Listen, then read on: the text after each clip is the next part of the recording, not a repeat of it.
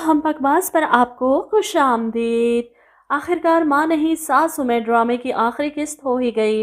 और जैसा कि मैंने पहले ही बता दिया था कि इन्होंने सलमान को हाजी साबित कर देना है आखिरी किस्त में।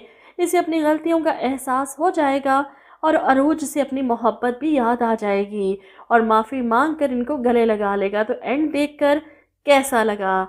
एंड देखकर लग रहा है ना किसी बच्चे ने लिखा है जिसने हर कीमत पर सलमान को हाजी और मासूम साबित करना था और वो करके ही रहा। ऐसे अचानक इसे अपनी माँ की सारी बातें सुनकर एहसास हुआ और इसकी आंखें खुल गईं। इससे पहले क्या वो अंधा गूंगा बहरा था जिसे कुछ नज़र नहीं आ रहा था कि इसी प्रॉपर्टी की खातिर इसके माँ बाप क्या कुछ करते फिर रहे हैं और इससे करवाते फिर रहे हैं। वो खुद अपने ससुर को मारने की कोशिश कर चुका है, अरूज को मरवाने के लिए खुश हो रहा था। यहाँ तक कि अदालत में केस जीतने के बाद इसका प्लान था कि पूरी ज़िंदगी अरूज को अदालत में घसीटे। इसके बाप को पुलिस स्टेशन बंद करवाया, अरूज को थाने के चक्कर लगवाए। वो बेचारी पुलिस स्टेशन में बैठी रोती रही अपने बाप को छुड़वाने के लिए और सलमान को कोसती रही कि आकर देखो तुम्हारी बीवी किस हाल में है। वो सारे गुनाह सारी गलतियां एक माफ़ी से माफ़ हो गईं। चलो जी, ड्रामा ख़त्म। सलमान तो अच्छा रह गया ना, सब कुछ हाथ से जाते जाते बच गया। जायदाद जाने के डर से इसकी सोई हुई मोहब्बत भी जाग गई और सोई हुई गैरत भी।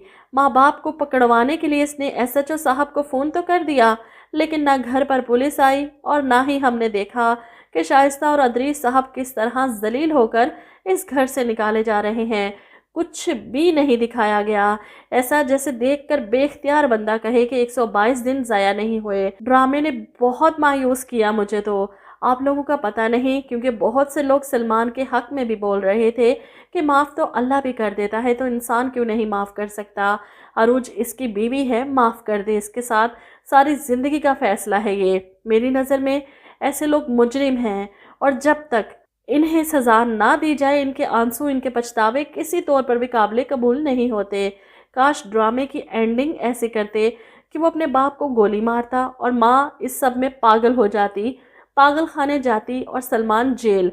अपनी सज़ा काटने के बाद जेल से निकलता, इसकी बेटी भी बड़ी होती और फिर अरूज इसे बिलाखिर माफ़ कर ही देती। फिर बनता था ड्रामे का एंड, बल्कि हैप्पी एंड। अब आप में से बहुत से लोग होंगे जो कहेंगे कि फिर आप लिख लेती ड्रामे का एंड, तो मैं कहूँगी कि मेरे इख्तियार में होता तो ज़रूर लिखती, लेकिन मैं तो कहती हूँ ना कि गलत चीज़ गलत है।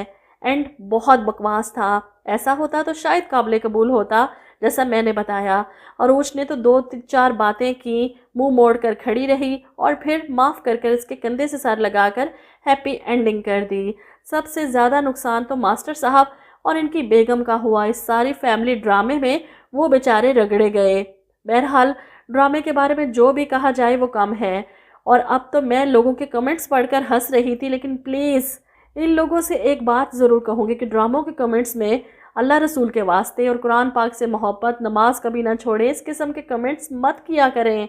अगर करने हैं ऐसे कमेंट्स तो प्लीज़ किसी नात, किसी इस्लामी वीडियोस, किसी इस्लामी वाक़ये के नीचे ऐसे कमेंट्स करें कि पता भी हो कि वाकई देखने वाले मुसलमान हैं। यहाँ पर कमेंट्स करके आप ये नहीं साबित कर रहे कि आप कितने सच्चे और पक्के मुसलमान हैं, आप ये दिखा रहे हैं कि इस्लाम का मजाक कैसे बनाया जाता है। प्लीज़ मत करें ऐसा, रिक्वेस्ट है आपसे। कभी किसी इंडियन ड्रामे के कमेंट्स में पढ़ा है आपने कि उनके मज़हब के लोग इस तरह कमेंट्स करके लोगों को बता रहे हो कि हम हिंदू हैं या हम क्रिश्चियन हैं?